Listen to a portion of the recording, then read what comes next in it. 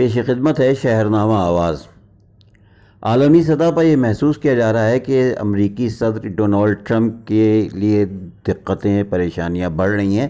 ان کے رویے اور ان کے کام کرنے کے طریقوں پر اب انگلیاں کافی اٹھنے لگی ہیں۔ وائٹ ہاؤس کے سابق چیف اسٹریٹجسٹ اسٹیو بینٹن نے نیو یارک ٹائمز میں شائع بے نام کالم کے تناظر میں خبردار کیا ہے کہ امریکہ کے صدر ڈونلڈ ٹرمپ بغاوت کا سامنا کر رہے ہیں۔ اسٹیو نے امریکی جریدے نیو یارک ٹائمز میں نامعلوم شخص کی جانب سے تحریر کردہ کالم کا حوالہ دیا جس میں لکھا گیا تھا کہ ٹرمپ انتظامیہ کو مزاحمت کا سامنا ہے۔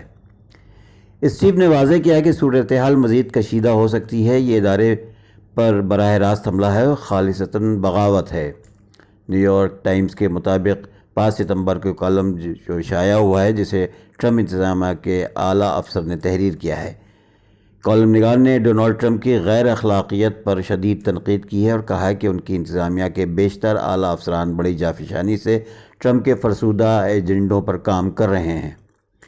اسٹیو نے کہا ہے کہ کچھ اس طرح کی صورتحال امریکی خانہ جنگی کے وقت سامنے آئی تھی جب جنرل جارج بی میکلین کا اس وقت کے صدر ابراہم لنکن کے ساتھ نظریاتی جھگڑا ہوا تھا۔ انہوں نے بتایا کہ ہمیں انتظامی بحران کی تاریخی مثال 1862 میں ملتی ہے جب جنرل میکلین اور دیگر سینئر جنرلز نے ابراہیم لنکن کو کمانڈر ان چیف کے لیے ناموزوں اور نااہل قرار دے دیا تھا۔ دوسری جانب ڈونلڈ ٹرمپ نے حکم دیا ہے کہ امریکی محکمہ انصاف یہ تلاش کرے کہ مذکورہ کالم کس نے تحریر کیا ہے جس کے باعث قومی سلامتی کا مسئلہ پیدا ہو گیا ہے۔